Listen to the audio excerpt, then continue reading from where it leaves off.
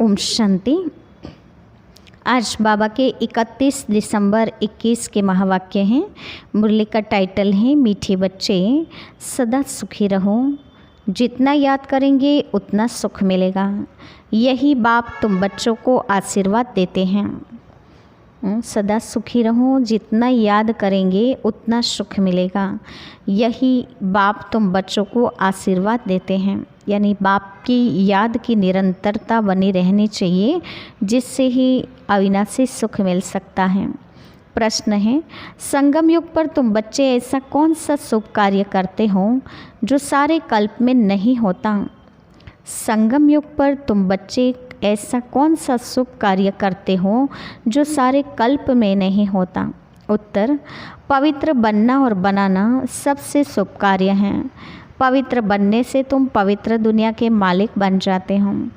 पवित्र बनने की युक्ति बाप ने बताई है। फिर मीठे बच्चे तुम मुझे लव से याद करो, देही अभिमानी बनो। ऐसी युक्ति सबको सुनाते रहो। गीत हैं, किसने यह सब खेल रचाया? ओम शांति। शिव बाबा बैठ करके अपने बच्चों को शालिग्रामों को समझाते हैं। शिव बाबा को तो सब जानते ही हैं, यह भी जानते हैं कि शिव बाबा को अपना शरीर नहीं है। शिव की प्रतिमा तो एक ही है, इसमें कोई फर्क नहीं आता। उनको दिखाते ही हैं लिंग के समान। जैसे मनुष्य हैं तो मनुष्य में कोई फर्क नहीं पड़ सकता। आँख, नाक, कान सबको दो हैं। आत्मा कोई छिपी हुई चीज़ नहीं है। जैसे मनुष्यों की देवताओं की पूजा होती है, वैसे आत्मा और परमात्मा की भी पूजा होती है। शिव के मंदिर में जाओ तो ढेर छोटे छोटे शालिग्राम रखे हुए हैं जिनकी पूजा होती है। मनुष्यों की दो प्रकार की पूजा होती है, एक तो विकारियों की और दूसरी निर्विकारियों की। उसको कहा जाता है भूत पूजा, क्योंकि यहाँ तो शरीर कोई का भी पवित्र है नहीं। 5 तत्वों का बना हुआ है, मिट्टी का बना हुआ पुतला है। मूर्तियाँ बनाते हैं तो मिट्टी और पानी मिलाते हैं, फिर उसको सुखाने के लिए धूप चाहिए। धूप भी आग का अंश है। आगे धूप से आग जलाते थे। तो बच्चों को यह पता है कि निराकार की भी पूजा होती है, साकार देवताओं की भी होती हैं, तो मनुष्य की भी पूजा होती है। देवता हैं पवित्र, यहाँ अपवित्र हैं। बाकी पूजा तो भूतों यानी 5 तत्वों की ही होती हैं।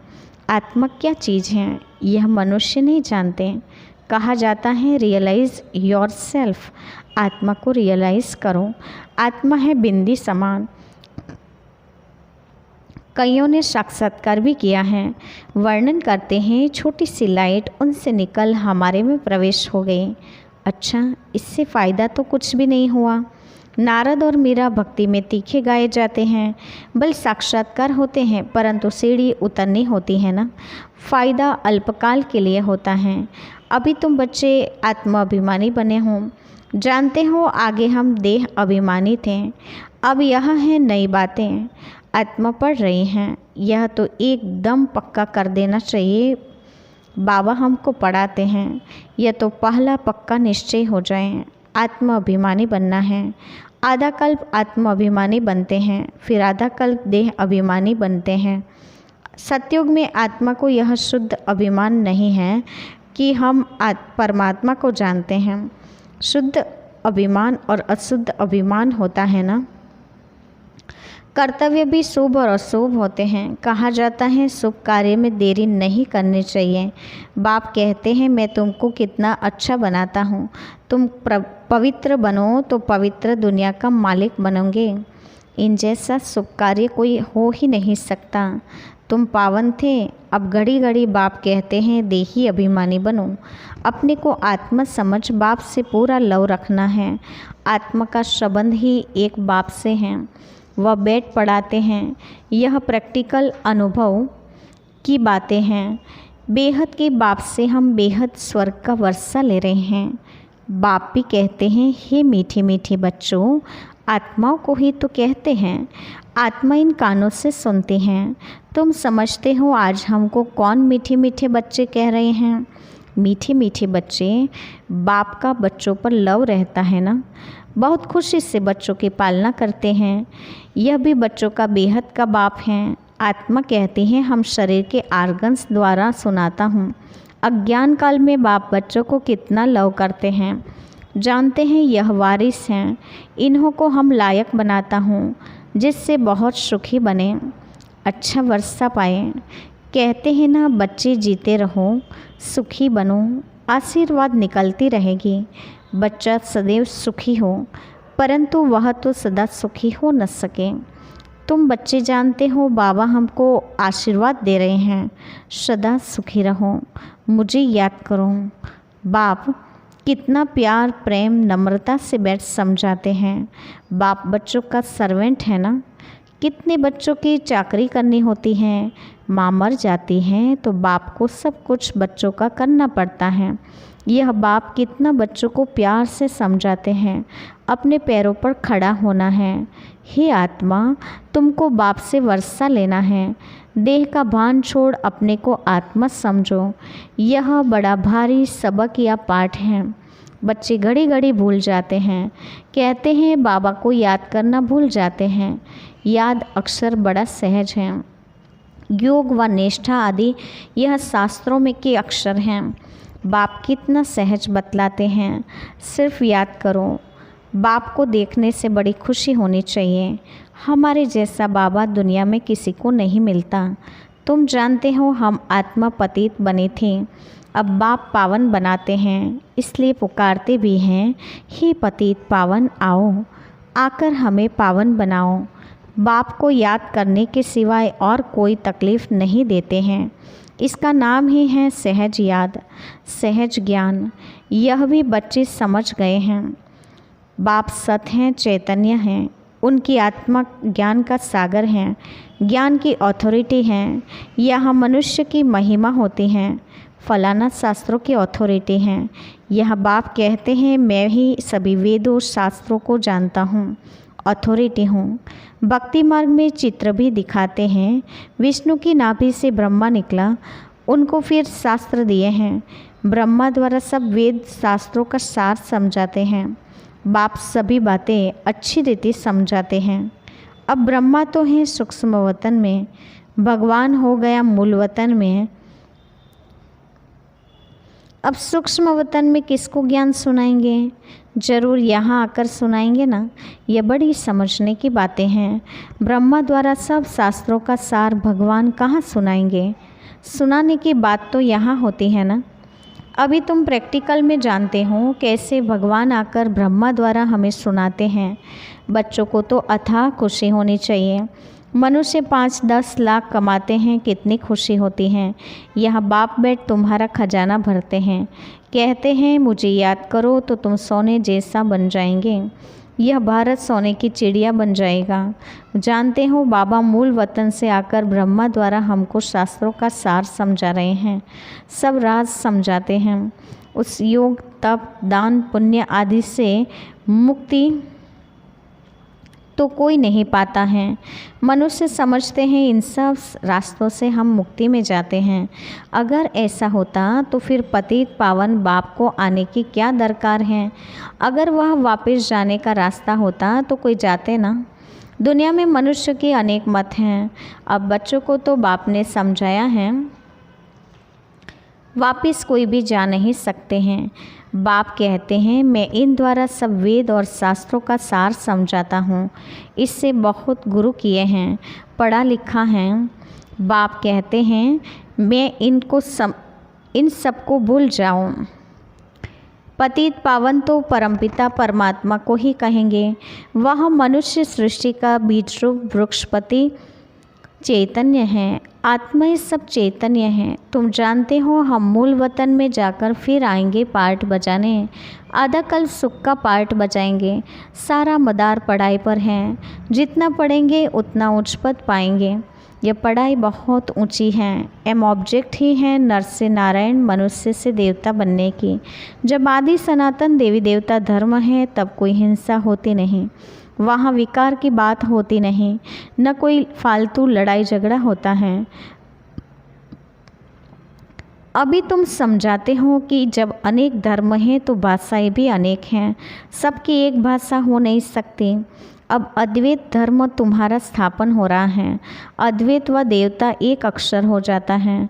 अभी तुम देवता धर्म के बन रहे हो। गीत भी है ना, बाबा हम आपसे 21 जन्मों के लिए सारे विश्व की बादशाही लेते हैं। वहाँ ऐसे कोई नहीं कहेंगे कि यह हमारी स्पेस है, यहाँ से तुम पास न करो। यहाँ तो एक दूसरे को डराते रहते हैं।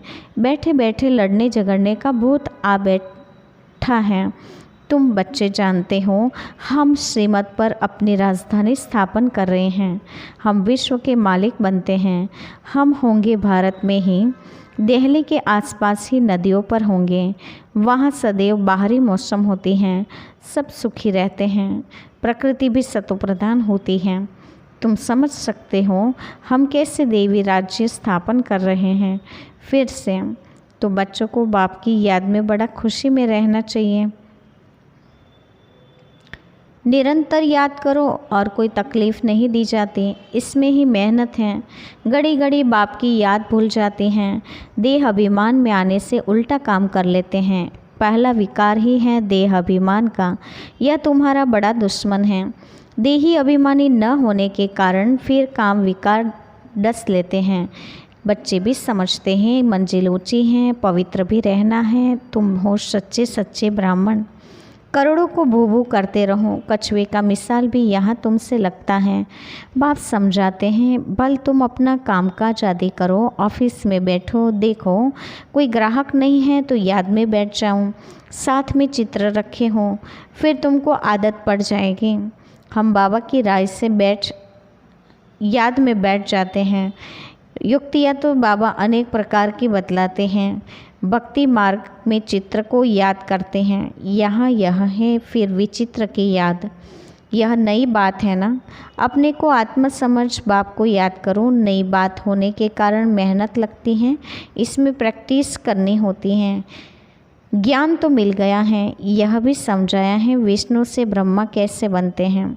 विष्णु अर्थात लक्ष्मी नारायण के 84 जन्मों के बाद वही ब्रह्मा सरस्वती बनते हैं। यह बातें और कोई शास्त्रों में नहीं हैं। ऐसे नहीं कि विष्णु की नाभि से कोई ब्रह्मा निकलता है। बाप कहते हैं मैं तुम बच्चों को स्वदर्शन चक्रधारी बनाता हूँ। उसका अर्थ भी तुम जानते हो। यह तुम्हारे अक्षर ही ऐसे गुप्त हैं जो कोई कॉपी कर न सके। आजकल कॉपी भी करते हैं ना। सफ़ेद पोस्टधारी भी बहुत बनते हैं, रीच करते हैं, इसमें कोई कॉपी कर न सके। अभी तुम बच्चे समझते हो जो हम बाबा से रोज़ सम्मुख बैठ सुनते हैं। बाहर में भी बच्चे समझते होंगे। मधुबन में श्री बाबा ब्रह्मा द्वारा मुरली चलाते हैं। आत्मा ही बाप को याद करती हैं। याद से विकर्म विनाश होंगे, क्योंकि जब से विकारी बने हैं, पाप करते ही आए हैं, तो जन्म जन्मांतर का सिर पर बोझा है। तमोप्रधान बनते जाते हैं। तमोप्रधान बनने में आधा कल्प लगा है। सतो रजो तमो बनते आत्मा मैली होती है ना। खाद पड़ने से वह खाद जरूर निकालनी चाहिए, नहीं तो बाप की याद के सिवाय आत्मा उड़ नहीं सकती। माया रावण सबके पंख काट देती है, यह भी समझ की बात है। मोक्ष आदि तो किसको भी मिलता ही नहीं। बुलाते हैं कि हम पतितों को आकर पावन बनाओ, बस इसमें और कोई बात ही नहीं। बाप शिक्षा देते हैं तुम तमोप्रधान से सतोप्रधान कैसे बनेंगे। बच्चों को लिखते भी रहते हैं, बच्चे तुम बाप को भूलने से तमोप्रधान बने हो। अब बाप को याद करो तो सतोप्रधान बनेंगे। सतोप्रधान विश्व का मालिक बनने के लिए बाप को याद करो। तुम्हारी आत्मा में 84 जन्मों का ज्ञान है। 84 का चक्र पूरा किया है। आत्मा में कितना भारी पार्ट भरा हुआ है, ये वंडर लगता है। इतनी छोटी सी आत्मा में कितना पार्ट भरा हुआ है। आत्मा कहती है हम बाप 84 जन्म लेते हैं। यह भी अभी तुमको समझ मिली है। मनुष्य तो कुछ भी नहीं जानते हैं।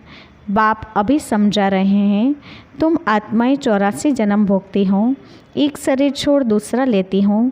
पुनर्जन्म लेते लेते सीढ़ी नीचे उतरते आए हैं। अब फिर सतोप्रधान बनकर राज्य करना है तो कितनी खुशी होनी चाहिए।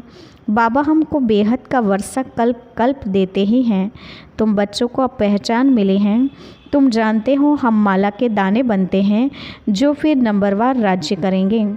वहाँ के राजधानी की जो रस्म रिवाज होगी वही फिर रिपीट होगी। उनके लिए फालतू ख्यालात करने की दरकार ही नहीं है।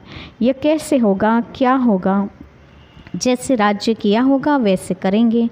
वह साक्षी हो, देखना है। चिंतन करने की दरकार नहीं कि क्या होगा।